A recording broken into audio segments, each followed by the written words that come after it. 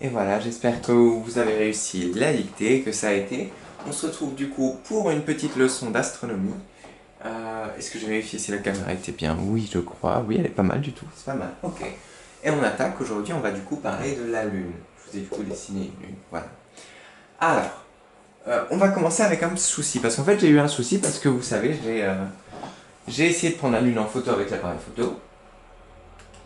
Et un jour, elle était comme ça. Ok, on voit bien le croissant, etc. Et puis quelques jours après, je crois 5 jours après, ou un peu moins, elle était comme ça. Là, on voit bien qu'il n'y a plus de croissant là du tout. Un jour c'était comme ça, et ensuite comme ça. Et là, je me suis demandé, mais pourquoi? Pourquoi? Comment ça se fait que la Lune, bah, on voit un croissant et puis après on voit la moitié de la Lune, etc. C'était bizarre. Et du coup, on va faire une leçon là-dessus pour résoudre ce problème. Alors aujourd'hui, notre objectif, c'est de comprendre le lien entre l'homme et la Lune, voilà, etc. Et ensuite connaître les phases de la Lune. Voilà. Et voilà, on est parti, c'est bon. Alors je vais vous raconter déjà une petite histoire. Pourquoi l'homme voulait aller sur la Lune? Je vais vous raconter cette histoire. Alors en fait, il y a eu une période qui s'appelait la guerre froide. Et je vais essayer de trouver ce que je veux. Ce que je veux, c'est pas là. Je crois que j'ai enlevé ma photo.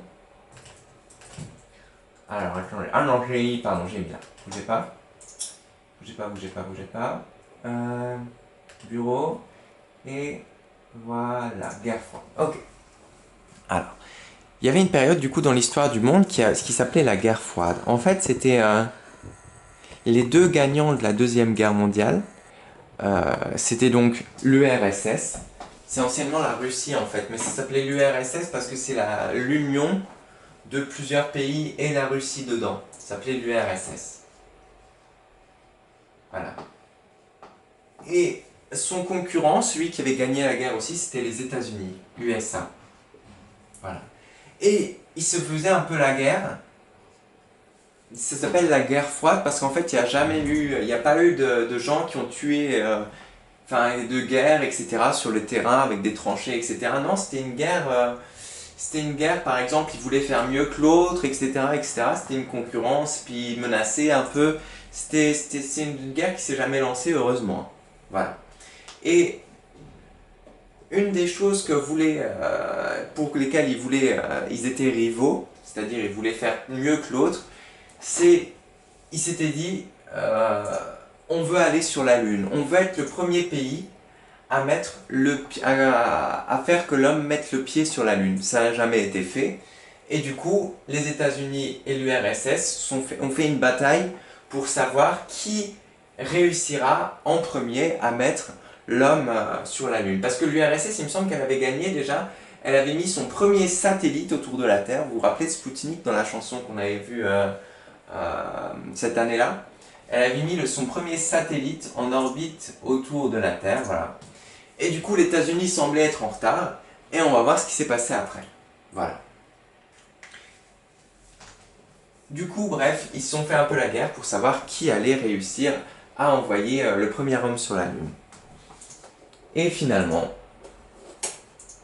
c'est grâce à la mission Apollon en 1969 que finalement c'est les États-Unis qui ont gagné et qui ont réussi à envoyer des hommes sur la Lune avant l'URSS, avec une fusée qui s'appelle la Saturne V. La fusée Saturne V, voilà. Grâce à la mission Apollon, en 1969, qui a été faite par les Américains, du coup l'USA, ils ont envoyé des hommes sur la Lune avec la fusée Saturne V. Je vais vous montrer un peu à quoi ça ressemblait à l'époque. Pardon, j'ai oublié de vous montrer. Voilà. Du coup, je disais, grâce à la mission Apollon en 1969, les Américains ont réussi à aller sur la Lune grâce à leur fusée Saturne V avant l'URSS. Voilà, ils les ont eus à la course et finalement c'est les Américains qui ont gagné. Je vais vous montrer juste à quoi ça pouvait ressembler à l'époque. C'était des très grosses fusées, hein. Très très grosses fusées qu'ils faisaient à l'époque parce qu'ils voulaient vraiment, voilà à quoi ça pouvait ressembler. Bah voilà le lancement d'Apollo 11, la mission qui s'appelle Apollo 11. C'était une très grosse fusée. avec beaucoup de carburant à l'intérieur parce que il fallait en avoir assez pour pouvoir aller jusqu'à la Lune, hein. Et c'est très loin, hein. Enfin, c'est assez loin. Voilà. Et qu'est-ce que je pouvais vous montrer d'autre? Apollo. Ah, j'ai mis Apollon, pardon. Hop là. Apollo. Je sais pas pourquoi j'ai eu ça dans la tête. Et qu'est-ce que je voulais dire? Je vais vous montrer juste à quoi pouvait ressembler la fusée. Parce que j'ai eu la chance, j'ai pu aller au Texas, aller voir le musée de la NASA. Hop là, voilà une fusée Saturn V qui est gigantesque. Regardez, là elle a une dame à côté. Voilà à quoi ça pouvait ressembler, c'est vraiment immense. Bon, ils ont un gros drapeau américain dessus parce qu'ils voulaient montrer justement qu'ils étaient américains, hein, qu'ils étaient pas... Ça c'est la taille des réacteurs, c'est immense, hein. Ça fait le bâtiment, un bâtiment complet, hein, les réacteurs. Voilà encore un réacteur là, gigantesque. Et c'est très gros, hein. Parce que ah voilà, là on voit les différents étages de la fusée. Vous voyez, on avait vu dans l'ancienne vidéo qu'on a vu du coup la fusée décoller, bah, il y a différentes étages qui se séparent. Quand il y a un qui est vidé de carburant, bah, il se lâche et il tombe pour pas peser trop de poids. Et voilà du coup le deuxième propulseur qui va ensuite propulser la fusée plus loin. Voilà, et là on a le troisième étage, enfin. Et avec là la capsule qui va aller toute seule du coup sur la Lune. Voilà, là à quoi ça pouvait ressembler. Est-ce que j'ai d'autres photos? Ça c'est voilà, bah, à l'intérieur ici du propulseur, là c'était rempli de kérosène et voilà, ou d'oxygène liquide, je ne sais plus. Je sais pas. Et voilà, tout ça c'était rempli du coup pour pouvoir avoir assez de carburant pour aller sur la Lune. Voilà, je vais juste fermer un petit peu la fenêtre. Je vais vous montrer un peu des photos qui ont été prises pendant cette expédition sur la Lune. Wikipédia, voilà. C'est des photos très connues, hein. Voilà, on voit l'astronaute Buzz Aldrin sur la Lune. Il y a une très grosse couche de poussière sur la Lune. C'est pour ça qu'ils tombent souvent d'ailleurs, parce qu'en fait ils savent pas trop où ils mettent les pieds. Ils peuvent des fois marcher dans de la poussière et puis tomber comme ça, c'est assez... On voit les photos, enfin les vidéos. C'est drôle. Ici, on voit du coup la couche de poussière qu'il y a sur la Lune. Ici, on voit que le drapeau américain planté. Voilà. Voilà, ici, voici ce qui était du coup dans la première partie de la fusée, la capsule. Pardon. Et je voulais juste rechercher peut-être une vidéo. Vidéo pour vous montrer justement comment est-ce que c'est dans l'espace. Apollo 11 Lune. Comme ça vous fera peut-être rigoler un peu.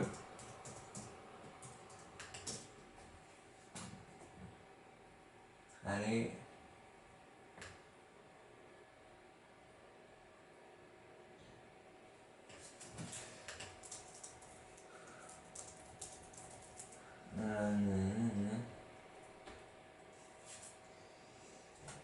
Je vais essayer de trouver une vidéo du coup où il parle de ça. Voilà, il montre des vidéos de l'époque de la fusée qui a décollé. C'était une immense fusée, hein, je vous ai dit, hein. Immense, immense.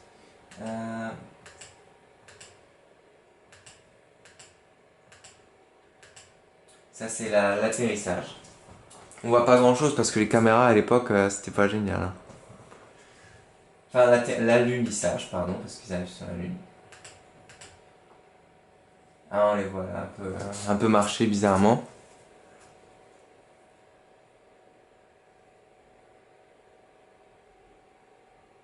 Parce que la gravité est moins élevée sur Terre, c'est pour ça ils ont l'impression un peu de flotter comme ça. Et voilà, c'était du coup, à l'époque, c'était un sacré événement, quoi.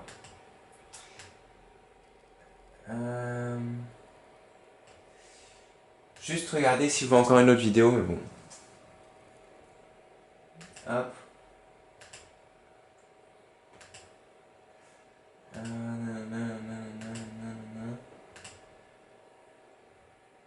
Ah, c'est des photos encore. Bref. Et du coup, voilà, ils ont réussi à aller sur la Lune. Et ils sont allés sur la Lune aussi pour récupérer de la poussière lunaire, aussi pour faire des analyses, pour voir qu'est-ce qu'il y avait sur la Lune. Je vais vous montrer à quoi. Ça, c'était par exemple des... Je sais plus si c'est à l'intérieur de la capsule, je ne sais plus. Ça, c'est la capsule. Voilà, c'est la capsule ensuite qui est retombée sur Terre et qu'ils ont retrouvé du coup dans l'océan. Parce qu'à l'époque, bah, ils ont fait tomber la capsule dans l'océan et puis il y avait des flotteurs et puis du coup, ils ont récupéré après les astronautes dans l'océan, dans la capsule. Voilà, par exemple, ici, c'est des roches lunaires, il me semble. Et voilà, par exemple, là, c'est de la poussière lunaire qu'ils ont récupérée.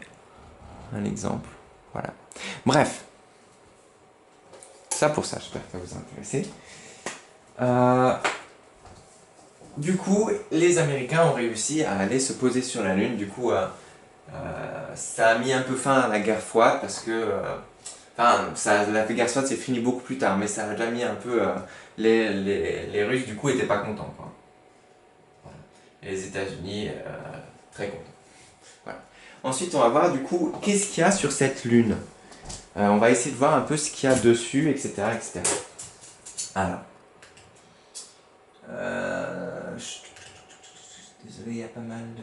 Voilà. Là, ça marche. Ok. Du coup, sur la Lune, vous voyez, il y a plein de taches. À votre avis, ça vient d'où ces taches sur la Lune?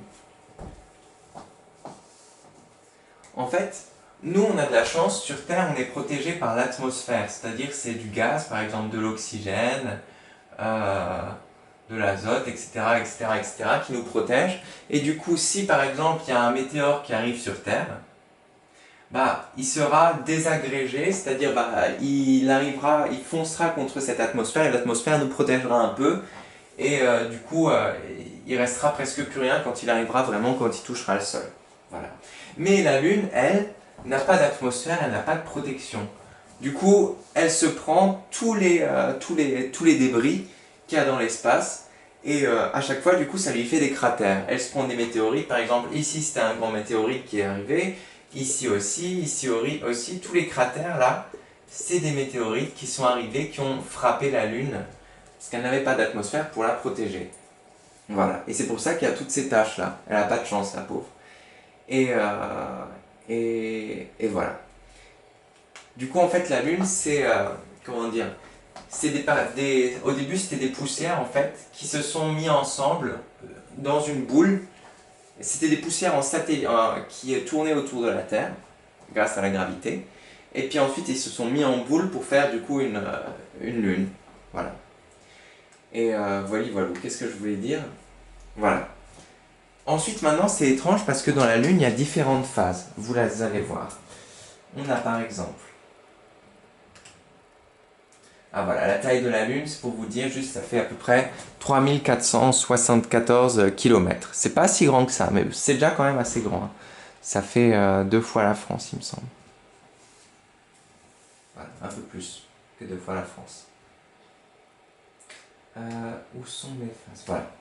Alors en ce moment, la Lune, elle est en phase gibbeuse. Ça veut dire qu'on voit juste pas ici la fin de la Lune. Et est-ce que j'ai... non, j'ai pas. Voilà. Bon, génial, moi qui pensais que ça allait marcher très bien. Ah voilà, ça y est. On arrive. Du coup, on va maintenant apprendre les différentes phases de la Lune. Comment ça s'appelle? Déjà, tout commence quand la Lune est en phase de la nouvelle Lune. La nouvelle Lune, c'est-à-dire qu'on ne voit pas la Lune. Elle est totalement invisible, voilà. Et tout ça, le temps qu'elle revienne à la nouvelle Lune encore, qu'elle fasse un cycle, on appelle ça une révolution, ça prend 28 jours, tout ça. Voilà, le temps qu'elle fasse tout son chemin, etc. etc. Voilà. Du coup, d'abord, elle a la nouvelle Lune. Et ensuite, elle arrive au premier croissant qui est sur la droite.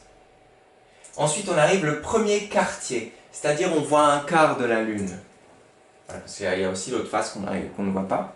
mais on voit un quart de la Lune. Et d'ailleurs, pour se rappeler de ça, que c'est le premier quartier, c'est qu'on peut dessiner un P comme ça. Voilà. Du coup, on a le premier croissant. On peut faire un P aussi. P comme premier. Premier quartier. Et là, on a la lune gibbeuse croissante. Croissante, ça veut dire qu'elle va encore grandir. Vous savez, quand c'est croissant, c'est quand ça grandit. Voilà. Lune gibbeuse croissante. Du coup, on a lune, nouvelle lune. On voit rien. Premier croissant, on peut faire un P avec. Premier quartier, parce qu'on voit un quart de la lune. Lune gibbeuse croissante, parce qu'elle grandit. Ensuite, on a la pleine lune. Pouf, on voit toute la lune. Ensuite, on a, là, ça commence à s'enlever vers la droite. On a la lune gibbeuse décroissante, ça veut dire qu'elle va, elle va décroître, elle va diminuer. Voilà. Et là, le dernier quartier, regardez, on peut faire un D avec. Vous voyez? J'aurais pu faire mon D mieux. Voilà. On a notre dernier quartier.